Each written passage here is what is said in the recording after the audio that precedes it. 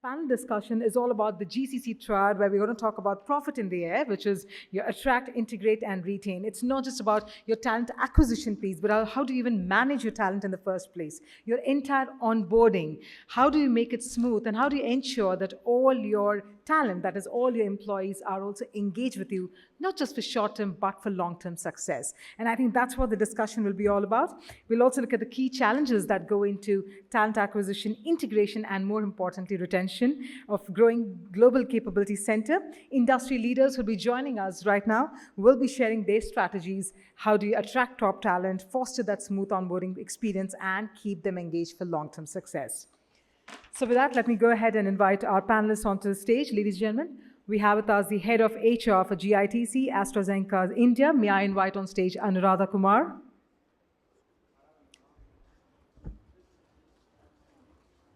I think we'll...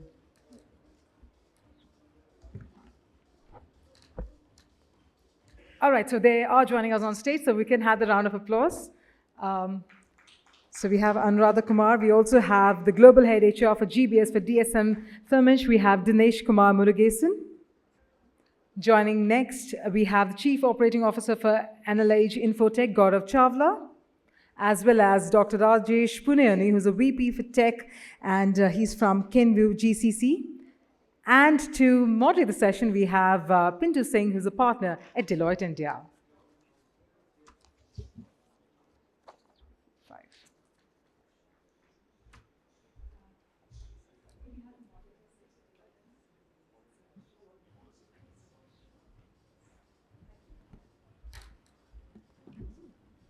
All right, Mr. Singh, over to you.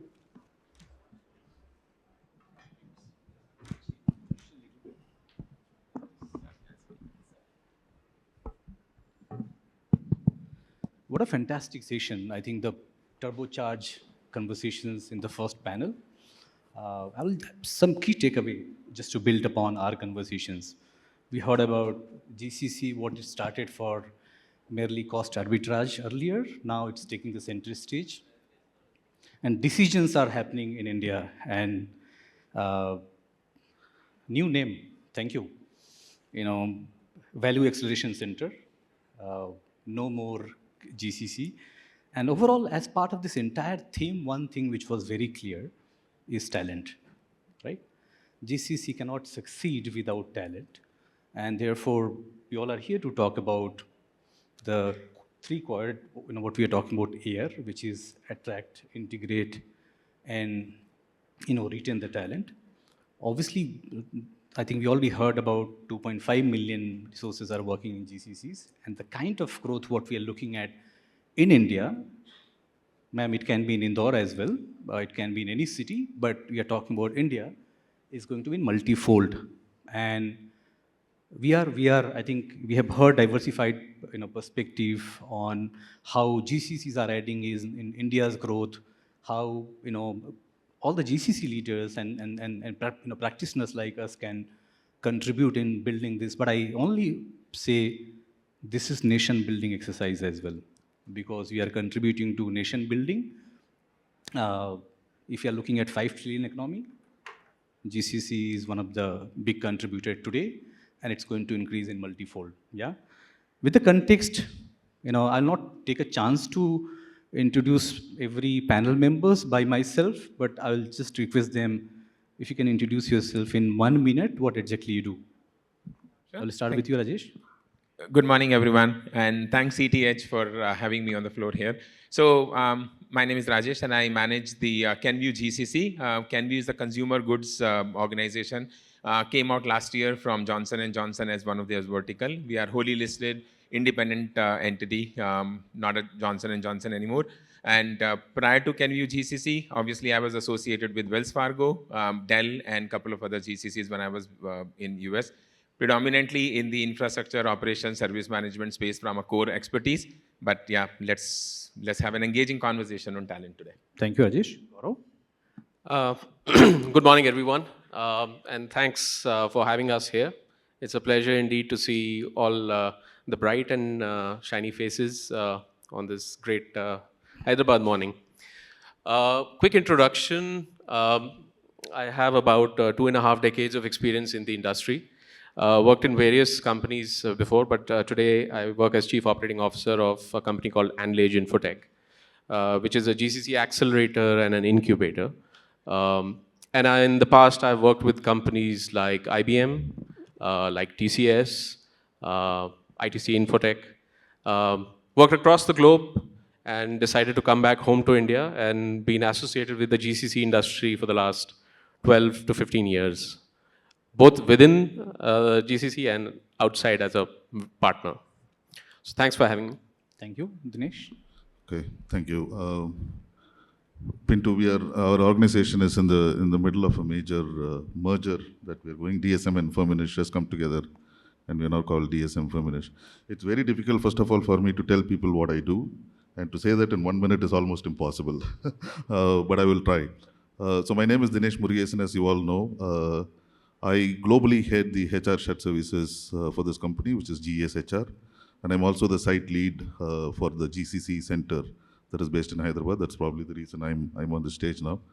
I'm very much looking forward to this session. Looking forward to share a bit of experience that I have, but at the same time, I'm also looking forward to learn a lot from my co-panelists and all of you, so who's bringing in a wealth of experience. So that's the reason I'm here today. So, over to Anuradha. Thank you, Dinesh. Anuradha? Morning, everybody. My name is Anu. I lead HR for the Global Innovation Technology Center for AstraZeneca, based out of Chennai. Apart from doing human resources, I really love traveling, and I'm a fitness enthusiast. Thank you, panel members, and I'm very excited to have these conversations. Why I asked for this intro, because just wanted all the audience to see the diversified panel members what we have, and we're going to touch upon topic which is very simple. Everyone knows this topic very well. So let me start with, Rajesh, first with you. The first step of AIR is attract, and we are talking about how do we acquire new talent from the market.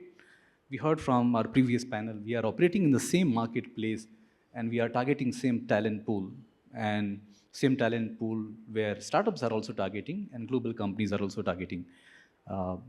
According to you, what are some of those best practices or approach your company are adopting to attract the talent which goes beyond traditional perks and salary? Yeah. Thank you, Pintu. Fantastic segue from the previous panel, right? So, and I think I should credit that panel because they have already answered and shared some perspectives, so we can just build on that. Now, one of the best practice or the innovative practice on a lighter note, I would disclaim first, is of course going to ChatGPT, finding it out which are the companies which are existing in the system for a certain skill, finding that data, go after that talent. I hope Mamta is not listening, of course. But on the that was on a lighter note, right? So, to attract the best of the talent from a limited talent pool that we have, I think there are 3 or 4 or 5 prolonged strategies or, the pillars that you need to go after. First of all, you can only go after the talent as much as, of course, talent is available, but after some time to retain the talent, and I'm not talking retention in the long run, but you need to have a brand positioning for your organization first. Why even going after the best of the talent?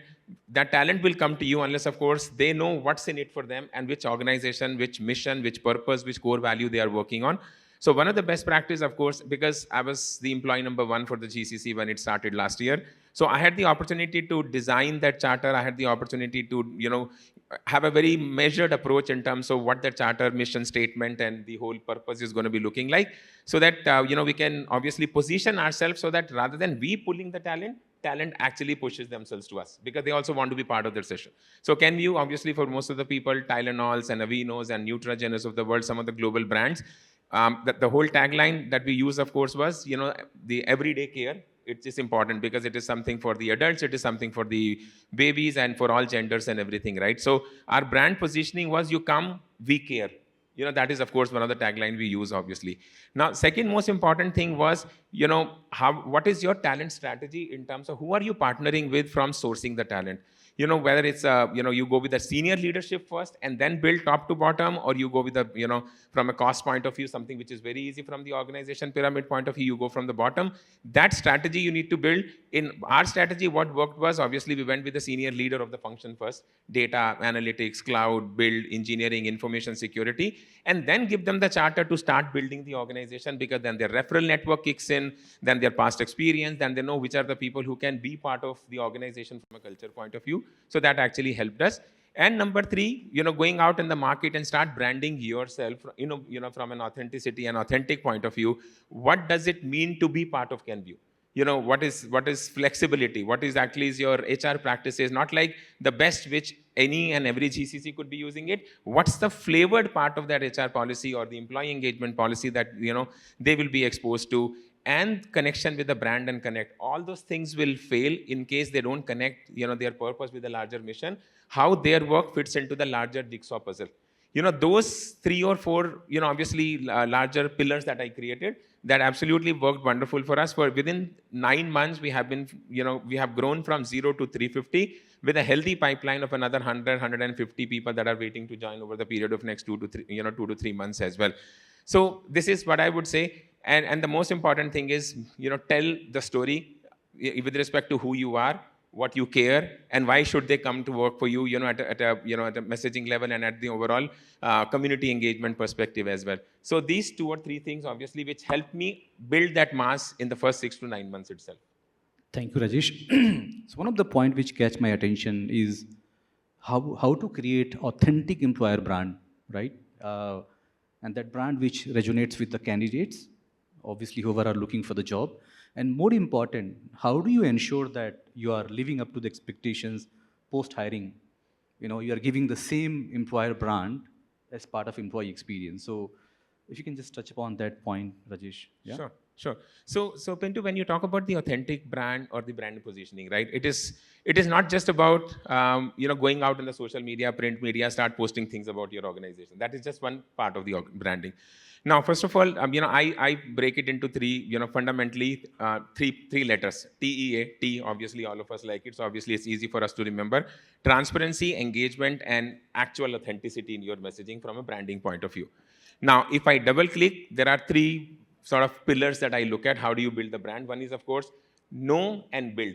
Now, what happens in know is, know your parent organization's core brand values. What does that, brand stand for? In our case, of course, for example, it was, the everyday care matters. 1.2 billion lives on a daily basis that we touch worldwide, as a business running in 165 countries, right? So within that, know your core brand values, know your mission statement and why GCC exists. Because it is not just about somebody waking it up and then say, few hundred roles, because that will be saving some cost and all that. GCC should have a charter, should have a mission and a purpose aligned with the core values again. And third thing is, know your target candidate and know your target market. Who are you going to be hiring for? Because again, your brand proposition should be attractive for the, the candidate market base that you're attracting. In case you are going for a Gen Z based on your business model and your, target branding is, not even appealing to them, I think that's not going to be a successful branding. And then start building your HR, employee engagement and experience policies and framework in a way that should appeal to that target candidate, of course. Now, most of the time in the past that we have seen, obviously all of us would have experienced, we go with the best-in-class HR policies, engagement policies, but is there any flavor in those policies about your mission and about your core values? From a flexibility point of view, from reflecting in the HR policies that what you are actually talking about from a mission is reflecting into those policies. From, the hybrid work policies, from a flexibility, new mothers or the mothers who are, having new family additions and all that. Or are we just preaching, but our HR policies and the frameworks are not supporting that? That something is obviously creates a branding. And create employee advocates and champions who can go out and talk about those HR policies and what it means to be that organization who does not just preach, it actually practices things with the live action as well. So that is the fundamental one, know and build your part. Second thing is show and tell. Now, obviously, all these things are happening on the floor. People are coming, they are enjoying everything. But then show and tell what exactly, through the lens of social media, through the lens of these people going out and telling what it means, what are the benefits. And these are the people who are going to be inviting more and more referrals, friends, family members to come and work for this organization. And that creates an inherent branding for the organization as well. And of course, obviously, through this part, measure everything that you're doing, because obviously a lot of these things we take it for granted that things are happening, but put measures to, your social media imprints, your print media imprints, how people are perceiving this, and then put a continuous feedback loop in terms of how these things, you need to take it back to the HR policies or the engagement policies to make sure that what people are saying, you need to continue to build on top of that as well. And again, tell this to your internal ecosystem and external ecosystem that we are not just taking a feedback or an engagement survey for the sake of it. We are actually, we care, we matter, we take actions. And now this was the policy. Based on this, we changed it. And this is how it is impacting positively the brand, employees, engagement, and everything. So it's all about how you know your environment and build. Then how do you showcase and tell your story? And finally, how do you measure and continue to put the, the feedback into the system back to keep reflecting into the branding. So I think these three things, if you do it right foundationally, actually creates a very powerful, authentic branding for you. Thank you, Rajesh. You've covered really very well. Now, let me move to Anuradha, to you. I think first milestone achieved. We have hired somebody in the system. Now, how do we integrate? Because we all understand, smooth onboarding and integration into the culture of the company is the first step to ensure that we are setting someone for the success. Obviously, what is the practical approach AstraZeneca and in your company are adopting, especially when we are working in the hybrid environment where not necessarily everyone we are onboarding today, in person. So if you can just throw some light. Sure. So from a principle, so we very rarely allow hybrid onboarding. We insist that it has to be face-to-face because I think we've seen the power of those social connections and when people come in, the difference that it can make. That's one. We've used the 5, I would say, principles of how we have created our onboarding experience. In AstraZeneca, we call it as assimilate. It's to make sure that every candidate very seamlessly integrates into the organization. So the first I is the impression that starts from the candidate engagement, which starts, after our offer is made, like minus 14 days, what kind of an engagement and a seamless process that we could have.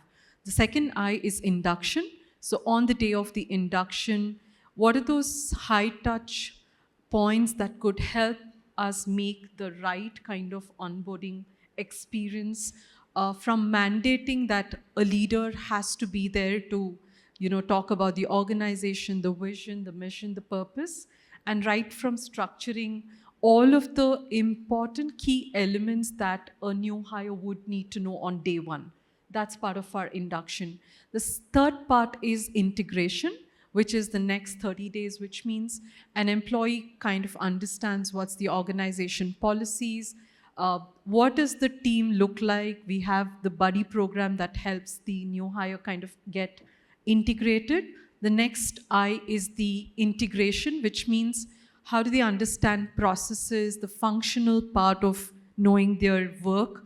And the last part is independence. So we have like a very structured way to make sure that from an impression to independence, we have various high touch points. And we've used the methodology of design thinking, which helps us to make sure that we're integrating the needs of the employee and the organizational needs to kind of go through a seamless experience. Amazing. I think you just covered this 5I, however you are integrating in terms of follow-up question to you. Any example smooth onboarding can add to the top line or the bottom line of any company? Sure. I think more than the top line, I think for us it's the value that we focus on. I think we have huge debates with our finance team because I think he's always asking us, meaning my finance head is always asking, what's the ROI? But I always talk about the value of these investments, right? Because the time that would take for us to, again, lose an employee but onboard, the time taken to train, hire, all of those are associated costs which you never see, right? So the benefit is in the value of making sure all of this is seamless. Got it. Thank you, Anuradha. Now let's move to next question, and I'll ask Gaurav you.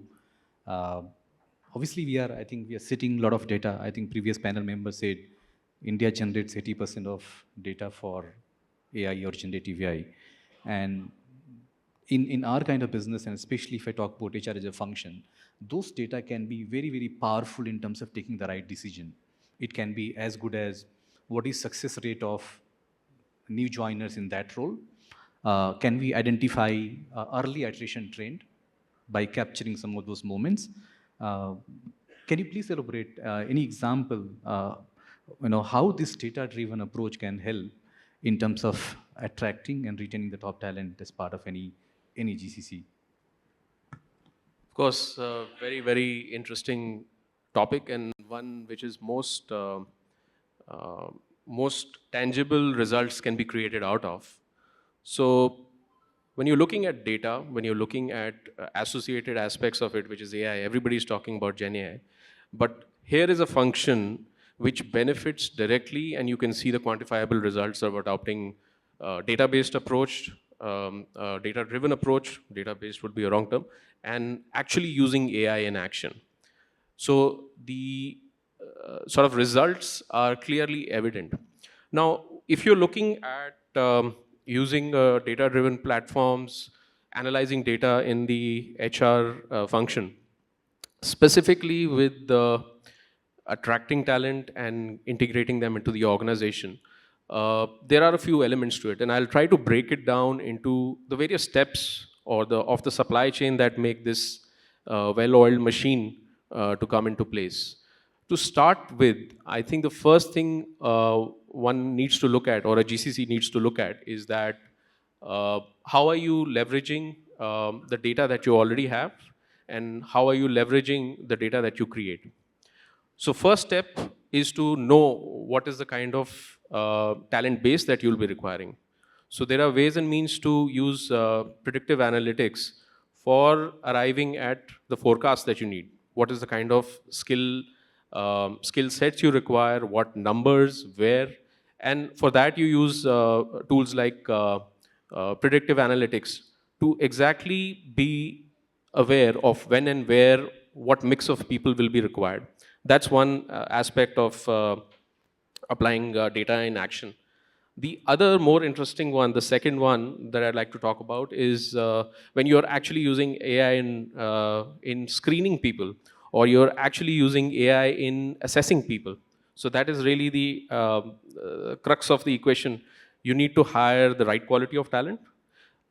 You need to hire them quick, because these are, we are in a war for talent. And when I say war for talent, no better to know it than us in the GCC community, because we are vying for the same top talent. We are vying for the best engineers out there. And how do you arrive at assessing these people? So today we have AI-based platforms to help you in screening and matching.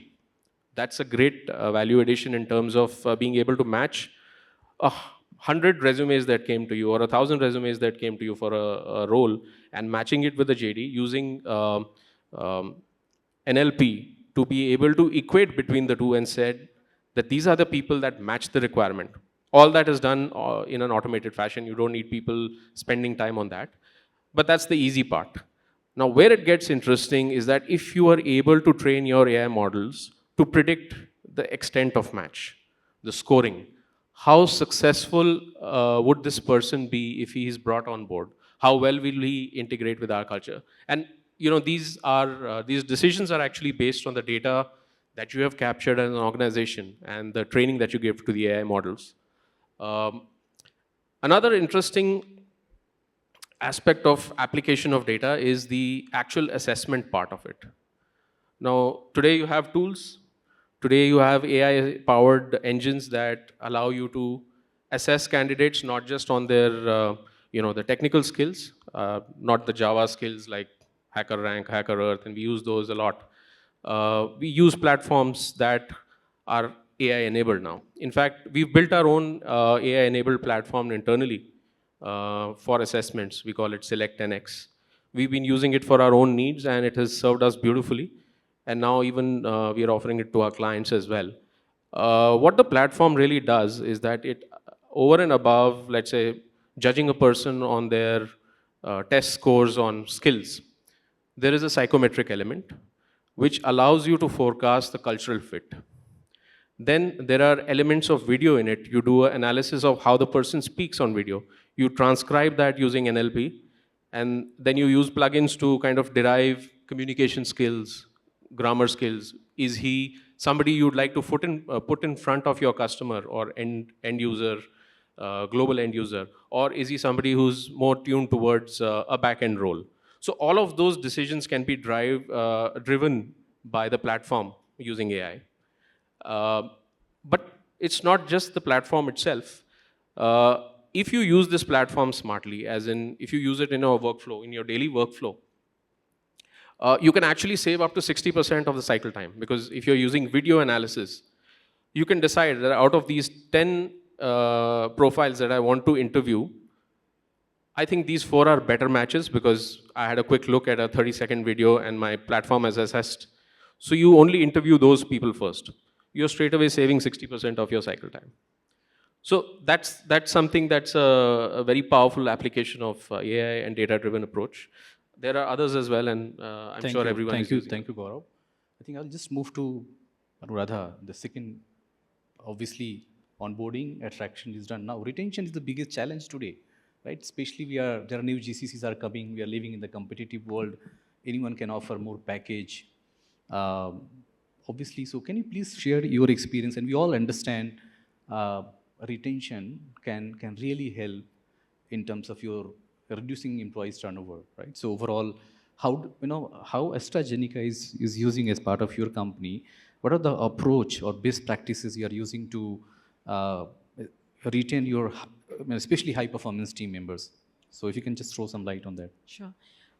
So for AstraZeneca's, I think our managers play a very critical role, and the others obviously our organization as HR. Speaking of managers, for us it is to educate and hold them accountable, and we start with helping them understand what does attrition really mean. Helping them plot, for example, what are the drivers of attrition. Is it that employees leave because of organizational, lack of organizational happiness? It could be because of personal reasons. Helping a manager identify what are those levers that help them to have conversations, because a manager needs to know what are the key drivers for retention. And the second part is looking at what are the things that are in control within the manager. For example, inclusive behavior, recognition, understanding how differentiated rewards really play a key role. What are also aspects about goal setting, having those developmental and growth conversations, helping them with their simplification of work, helping them understand what really are key drivers. So we focus a lot of our efforts to make sure that as a manager, they understand drivers for attrition, number one. Secondly, a framework for engagement. How can we have more engaging conversations, making those social connections happen is the second part. The third part is helping them understand rewards. As a manager, I think it's so important for them to understand when it's reward, it's just not only the package, it also includes the unseen non-monetary part, right? Of, is it benefits? Is it the purpose of the organization? Is it about seeing how, like in AstraZeneca, we have a lot of community work that we have. A lot of people are so motivated to come to work because they love to do social work. The other is looking at how we can have ERGs, which also help in bringing communities to work. And the last part, I would say, is looking at career conversations. The one thing that we drive very clearly is to make sure an employee understands they own their career. It's not the manager, right? So when we're able to do that, I think we work very closely with the managers. And the second part, I think as HR, I think all of us know how important it is to have a differentiated reward practice for retaining our top talent. The other part which we do diligently is to look at which are those key roles that are critical and thereby have succession planning, because readiness of the organization is very, very important. So those are some examples. Thank you, Anuradha. Dinesh, I think Anuradha just talked about one part. How do you ensure that employee's career is in secure hand? That's one of the statement which typically comes. So, and we have often seen that career growth is big part of any retention we talk about, and especially GCC more often struggle to give the visible career roadmap to the employee. What's your take? I mean, what are the approach GCC should handle, especially in the competitive landscape where we are working? Sure. If you can Thank just you. be quick, Dinesh. Yeah. Thank you so much. There is a timer that is kept here, and it's Yeah. supposed to help us. At least it is not helping me now. And as the timer keeps going down, I could feel my BP was going up, and I was like, when will Pintu ask me a question? Thanks. Finally, I got my question. So the question was on career growth, and I agree. And your question kind of also kind of imposed a statement that it's quite difficult, and it's not just in GCC. If you speak to the CHRO or the CLO of any organization, they will say that one of the toughest things that they're dealing with is career growth. I think we are still struggling to get it right. And it's not because we don't know how to get it right, it's because the industry is also constantly changing.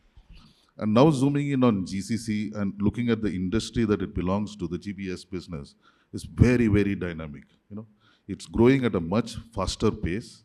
And therefore, creating a career map and providing a transparent career progression framework to our employees are becoming very difficult, and this is one part. And the other thing is learning is also linked to career growth. If I bring in the concept of generations into this, the first skill that humans learned was hunting, and that was learned for survival. So learning initially started with learning for survival, then learning became learning for knowledge enhancement, then learning became for growth and development. If you look at the current generation, it is learning for money. They are very clear. I want to learn something that will give me quick returns in terms of higher income. Now we need to understand this first. Different generations, what is the purpose of learning? How do we link to growth? Now if I put these two pieces together, one is we are in an industry which is changing fast, pretty dynamic, and therefore there is a need to provide quick learning, and there is a generation that also needs quick learning. Yeah. Now we took this as a principle and we created a learning platform in our organization. Now I'm sure most of you or all of you in this room will use Swiggy, Zomato. What Swiggy and Zomato does is it reads the user behavior, it looks at what you order, from where you order, and then every time you log in, it starts throwing up those things to you. You can order from this place. This is a food that you order, recommended dishes for you, and where you get good discounts. Just imagine a learning platform that does this for a learner. When you log in, it says this is the course that you need to learn. For your profile, these are the skills that you need to enhance. And this is where you go and find. So that's what we have created in our organization as a first step, a dynamic learning platform which uses analytics, AI skills. It uses machine learning to understand the learner behavior and make right recommendations. So the learners are able to pick up the right learning that they need. The second thing, linking learning to career growth. Now we have used Eightfold as a tool, and I'm sure some of you would have heard of Eightfold, or if you Google, you will find out. Eightfold is more like an internal LinkedIn. So people can go and upload their profiles into the tool and then express their interests and then say what is their career aspirations. Now these two tools are linked. So the learning tool and the career progression tools are linked. So the learning tool goes one step above and say, based on your career interests, this is the course you need to take. And if you clear this at this proficiency, this is a job that you can apply for. Now it doesn't stop here. These two tools link back to our talent acquisition. And then they say, okay, here is an internal candidate showing an interest here. This is a program that they have done. Maybe you should look at this candidate. And that's how we have covered this circle end to end, using technology. So if you see, from a talent acquisition to a development to a career growth, all this is linked. Now linking it to the overall picture of profit and growth. GBS is a people industry. This industry will grow only when people will grow. And people will grow only when their skills enhance. And if you see, we have made a continuum and linked the growth by building a system that provides quick learning, accurate learning, apt learning, linked to career progression framework. To a great extent, as much as possible, we have kept it transparent. And this is something that people appreciate. I'm not saying that this is what everybody should do, but if we can get this, at least it addresses the challenge to a great extent. Thank you, Dinesh. One quick follow-up question, because we are running out of time to you. I think Anuradha have talked about managers training, and we understand managers or leaders play a very strategic role in retention. How are you training your managers to have the dialogue or maybe handle their team in a different way, or more, I think we talked about deal human with human. So from retention perspective. If you can just throw some quick 30-second highlight, how do you training your leaders? Sure.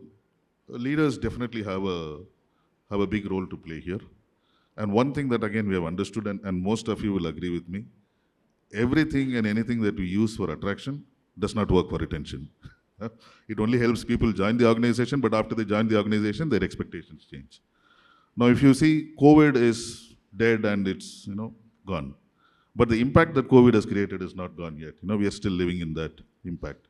Now, one of the biggest impact that COVID did was it increased the gap between employees and the leaders. The remote working came in. We found innovative ways to stay connected. It brought in a lot of flexibility, but definitely it created a gap between leaders and the employees. Now, again, when I bring in the generation concept here, the current generation want everything to happen now. They want what happens tomorrow, they want to know today. They don't have the patience that we all had to understand, what is the 1-year strategy, 3-year strategy. They don't have the patience. They want to hear things then and now. It's a fast-paced world. And why is that? Because today we all know that social media gives access to information. They get to know things immediately. We have to replicate that in the organization. It's very difficult, I understand, but that's what we're dealing with. So bringing down to what I'm trying to say, communication is the key. And somewhere I think post-COVID, we are still struggling on how do we get that communication right. And when I say communication, it's just not just conveying the news, what is happening, but it is helping people really understand what is happening in the organization, linking them to the purpose, because the younger generation is also very keen in understanding the purpose behind everything that they do. Yeah. So our communication needs to be very clear in terms of keeping them informed of what's happening now, what is coming, and faster communication, frequent communication, relevant communication. And today, I'm talking for my organization, maybe it's true for several of your organization, our leadership needs training in this area of how to keep communicating, how to keep on engaging with your people, how to pass information quickly and relevant, and also never forget, always start with the purpose behind it so that it creates a sense of purpose in people. So team, sorry, we are running out of time. We are already 30 seconds delayed. So yeah, please. All right. No, so I'm sure we are in the red from a time point of view, but building on top of Dinesh, all very well articulated and wonderful points. But from a manager enablement point of view, there are a couple of more things that come to my mind, which I have practiced, obviously. Manager or leader as a coach. So not as just a functional manager, how that manager's role can be enhanced to a coach. Being a professional certified coach myself, I can understand, what it means from a performance management conversation, if it is just between a manager and individual, or manager is a coach and an individual in terms of enhancing the performance of that individual, not just penalizing based on what just went wrong or what happened good. So that, of course, is the most important one from an enablement point of view. And second thing is the inclusion and the cultural sensitivity. And I say that with a lot of sense of responsibility because people are coming from all possible cultures, all possible parts of India working into a particular organization. How manager can be an inclusive manager or a leader in terms of adopting, specifically some people working from remote locations, some people from on-site, how the inclusion is done in such a balanced way that people are not feeling left out if they're not in the office or they're coming less and more. So those two important qualities post, this COVID period at least has, strengthened that manager has to show these attributes. Apart from everything that Dinesh mentioned, I feel those two need to be balanced out as well. Thank you, Rajesh. So I'll just wrap up. So my last question and answer is just one line, and I also want to tell you the answer. You have to say just talent. So what is the biggest challenge in GCC? Say talent. Talent. Retention, talent, of course. Gaurav? I'd say acquisition. Acquisition of the right talent. Dinesh? The challenge and opportunity both is people. Amazing. Anuradha? I would say talent acquisition. Okay, so we are running out of time. We will not be able to take any question, but we all are around, happy to take any question on this topic, which is very, very close to our heart. I'll just quickly wrap up. I've made some point. We have had a great conversations. I think we touched upon all the aspects, and and truly the center point is people. By mastering the air, which is attract, integrate, and retain, GCC can build a sustainable talent pipeline, boost profitability, and ensure long-term success in competitive global market. And people play a very significant role. Please deal with them with, heart. And with this, we'll close this conversation. Thank you, all the esteemed panel members. Thanks for your time. And it was Great talking to you. And we all are here around. If there is any question, we can take up. Yeah? Thank you. Thank you. Thank you so much. Thanks once so again. much.